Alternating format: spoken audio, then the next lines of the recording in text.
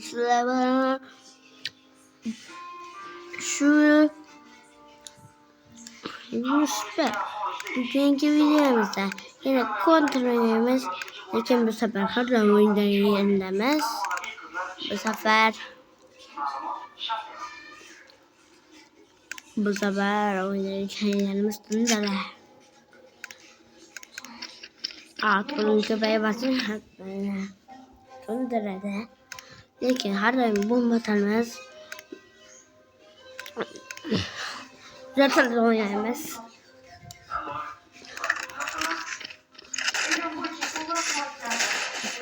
Hadi.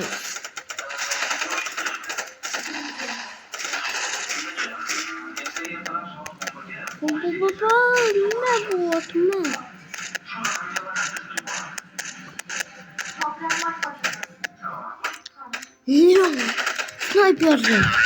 Sniper'dı. Görev Doğru mu arkadaşlar? Doğru mu? Qaysi mantıqda ölsəm oşu. Evet. Yine burşar. Qaysi mantıqda meni o'ldirsalar, men o'shiqda mantıqda o'ynashga majburman. Bo'lmasa, mana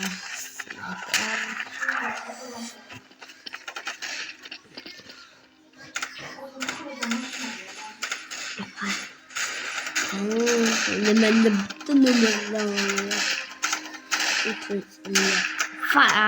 One sniper. Vay gel kaçtın sniper oynayayım ben uçakal.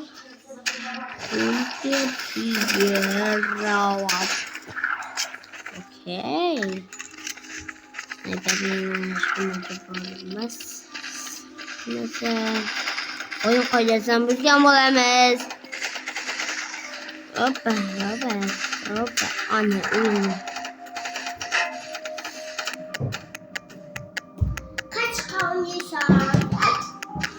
Storm. Vay bile pistolette oynayamaz ben. Pistolet.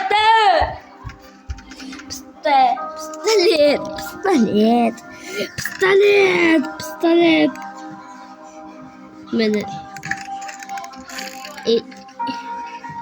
Dur. Hadi başından başlayayım ha. Ben de boşa yaptı.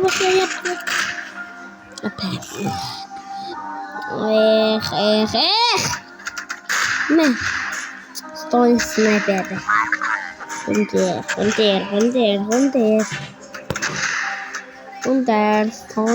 Hunter. Opa. Sniper.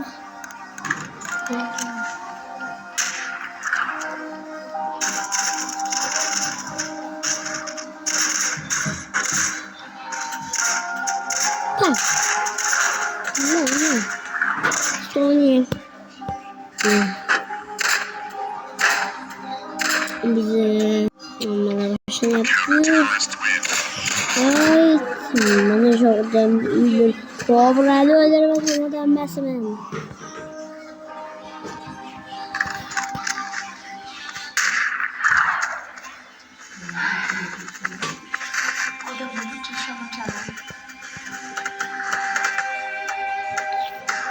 Bile.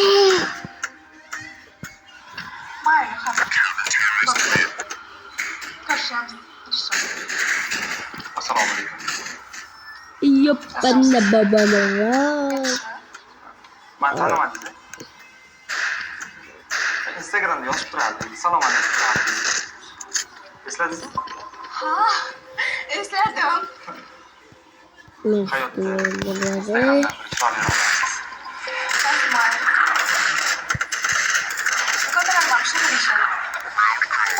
Hemen korkmadım. Bitti konuştu ya. Bilemedim. Bakımlarımızı görmeyeyim. Özürler. Instagram profilimizi önceden bildik zaten. Hiç fotoğrafı var mı?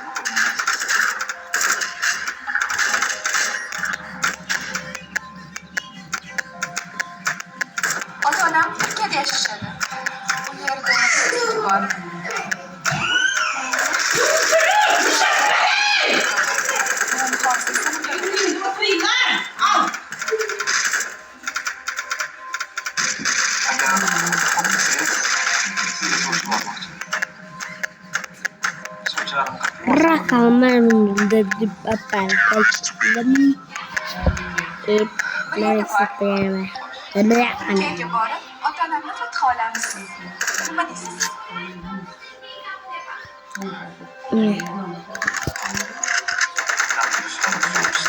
Boshqasiz. Bunda osmondan tushgan.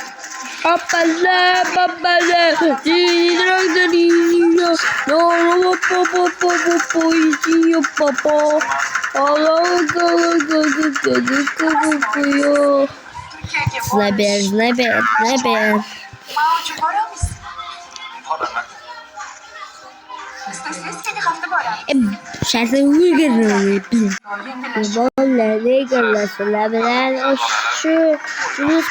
Bugungi videomizda O'sha katta o'gayni etigini tutib ketdi. 12 soat erkin nafas oling. Endi boshqacha. O'yinlarga Qanday tushadi? Qish mavsumida sodir Ay. Kuluydim. Meni kuluydi. Men planshet o'ynayman ham. Planshet o'ynab ko'rsam sizlarga. Chini Pascal. Yaxshi bilasan. Menga bir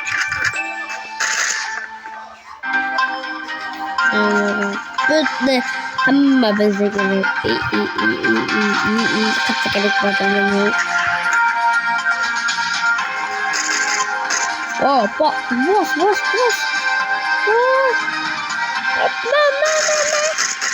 Chiq. Uyudamanmi? Assalomu alaykum. Efirda Zavod Informatsion tahlil dasturi. Studiyada men Dildora Rustamova va hamkasbim Doston Ismoilov. O'zbekiston Respublikasi Prezidenti Shavkat Mirziyoyev Birlashgan Millatlar Tashkiloti Bosh Assambleyasining 80-yubiley sessiyasi tadbirlarida ishtirok etish uchun 20-24 sentyabr kunlari amaliy tashrif bilan Nyu-York shahrida bo'ladi.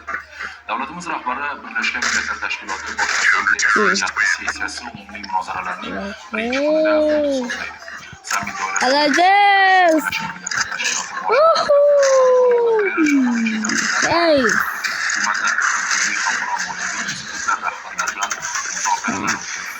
Tashrif dasturining ishbilarmonlik qismidan AQSh Hopma. yetakchi kompaniyalari va moliyaviy investitsiya tuzilmalari ishtirokida uchrashuv va tadbirlar o'rin olgan. Yangi kelishuv va shartnomalar to'plami imzolanishi kutilmoqda. Dasturimiz Senatning Mudofaa va xavfsizlik masalalari qo'mitasi majlisi bo'lib o'tdi. Unda senatorlar O'zbekiston Respublikasining ma'muriy javobgarlik to'g'risidagi kodeksiga qo'shimcha va o'zgartirishlar kiritish to'g'risidagi qonunni muhokama qilishdi.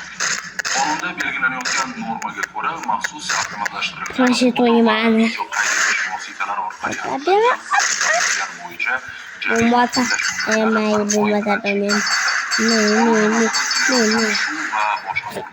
Ay, dört qoldim. Planshetni bilmayapman. Qo'rchoq. Hammasi qo'rchoq biladi.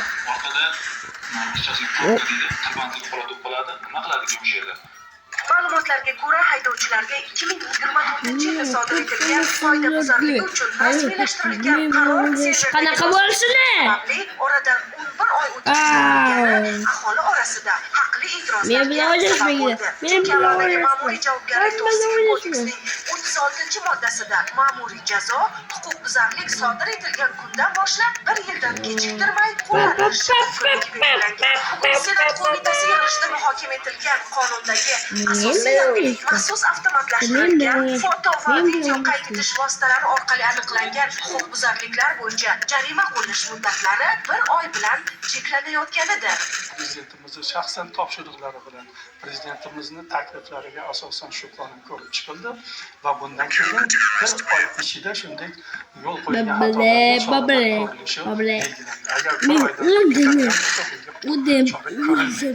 endi shu yerda bitta istisnosi bor. Bu agarda shu qo'llanilgan jazoga haydovchi norozi bo'lgan taqdirda u sudga murojaat qilishi mumkin.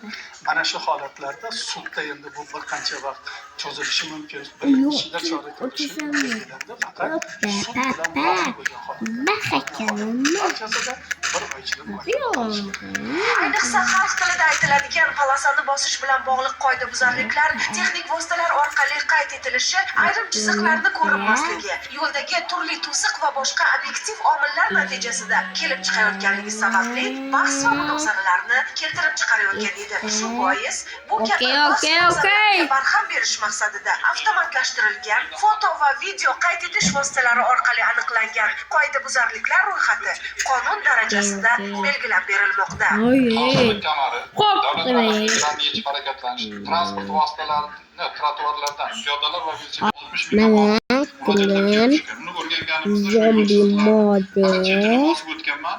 Haqiqatan ham tekshirib ko'rsak, Bomba model qilyapmiz. Zombi model. Va ezgi sevadigan jonim. qonun darajasiga ham ko'tardik. Zombilarga to'ldirib Qoidalarning kam ahamiyatli buzilishi uchun ma'muriy ogohlantirish chorasi joriy etilmoqda. Eng ko'p ogohlantirish mana Xitoy davlatida belgilangan ekan. Bu qonun nima uchun qabul qilinyapti? Ijtimoiy xavfi katta bo'lmagan kimdir o'sha joyda bilmay qoladi yoki majburan holatda bo'ladi. Qonun Senatning Mudofaa va xavfsizlik masalalari qo'mitasi a'zolari tomonidan ma'qullandi va uni Senat kengashi kun tartibiga kirgizish bo'yicha qaror qabul qilindi. Dilfuza Isan va Farruh O'tbosarov, Aziz Yangizakov, Zamon informatsion tahliliy dasturi uchun. Ma'lumki, har bir soha rivoji uchun xorijiy tajribani o'rganish, yangi innovatsion texnologiyalarni amaliyotga joriy qilish va jahon standartlariga javob beradigan shart-sharoitlarni yaratish muhim ahamiyat kasb etadi. Yurtimizda bu borada tibbiyot sohasi ancha ilg'or. Qariyb 12 yildan buyon jigar kasalligidan aziyat chekkan 51 yoshli surxondaryolik bemor Samarqand viloyat ko'p tarmoqli tibbiyot markazida mahalliy va xorijlik shifokorlar tomonidan operatsiya qilindi. Tafsilotlar navbatdagi lavhamizda. Surxondaryolik 51 yoshli bemor 12 yildan buyon jigar xastaligi bilan kurashib kelayotgandi. endi Uning hayotini saqlab qolish uchun esa faqat birgina yo'l jigar ko'chirib o'tkazish amaliyoti qolgandi. Samarqandlik shifokorlar 7 soat davom etgan murakkab operatsiyada bemorga jigar ko'chirib o'tkazish amaliyotini muvaffaqiyatli amalga oshirishdi. mat bo'linglar. O'zi kerak. katta mablag' kerak edi. Uni imkoniyatlarimiz Voh. Ko'rasizlar. Endi birga chiqinglar. ko'chirib o'tgandik. Jigar qo'linglar. Ota. Prezidentimizga kattadan katta rahmat va shuncha imkoniyatlar Qaranglar. davlat hisobidan hamma narsa kattadan katta rahmat. Boshqa joyga sarson qilganimiz yo'q. Amaliyotga Eronning nufuzli transplantatsiya markazi direktori ishtirok etdi. U nafaqat Eronda, balki dunyo miqyosida ham transplantologiya hisoblanadi. Jarrohlik amaliyotidan so'ng professor Samarqand viloyat ko'p tarmoqli tibbiyot markazi faoliyati bilan tanishib, bu yerda